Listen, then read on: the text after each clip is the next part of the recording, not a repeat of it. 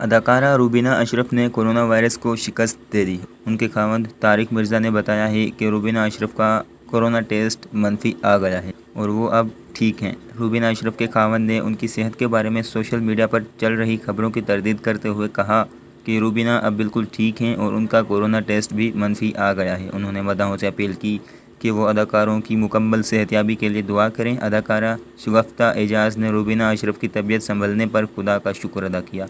انہوں نے روبینہ اشرف کے ساتھ بنائی گئی تصویر شیئر کرتے ہوئے کہا کہ خدا کا شکر ہے ان کی بہترین سہیلی روبینہ اشرف کی طبیعت پہلے سے بہت بہتر ہے۔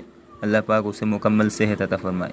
انہوں نے اپنی حالیہ پوسٹ میں سوشل میڈیا صارفین سے گزارش کی ہے کہ روبینہ اشرف کی صحت کے بارے میں غلط خبریں نہ پھیلائی جائیں، ان کی صحت پہلے سے بہتر ہے۔ انہوں نے مداحوں سے ان کی جلد صحتیابی کے لیے دعا کی اپیل بھی کی۔ اداکارہ بشریٰ انصاری نے روبینہ اشرف کی کورونا وائرس سے ان کی طبیعت بہتر ہونے پر خوشی کا اظہار کیا ہے۔ انہوں نے ان کے نام اپنے پیغام میں کہا ہے کہ وہ روبینہ کی صحتیابی کی طرف بڑھنے پر خوش ہے اور اپنی بہترین دوست کے لیے دعا گو ہیں کہ وہ بہت جلد مکمل طور پر تندرست و توانا ہو جائیں گی۔ اسی حوالے سے بات کرتے ہوئے گلوکار و اداکار علی ظفر نے روبینہ اشرف کو اپنا پہلا کرش قرار دے دیا۔ انہوں نے روبینہ اشرف کی طبیعت کے بارے میں دعا کی اپیل کرتے ہوئے انکشاف کیا کہ وہ ان کا پہلا کرش ہیں اور بچپن میں انہیں شہزادی کہہ کر پکارتے تھے۔ انہوں نے مداحوں سے اپیل کی کہ وہ روبینہ اشرف کی مکمل صحتیابی کے لیے دعا کریں۔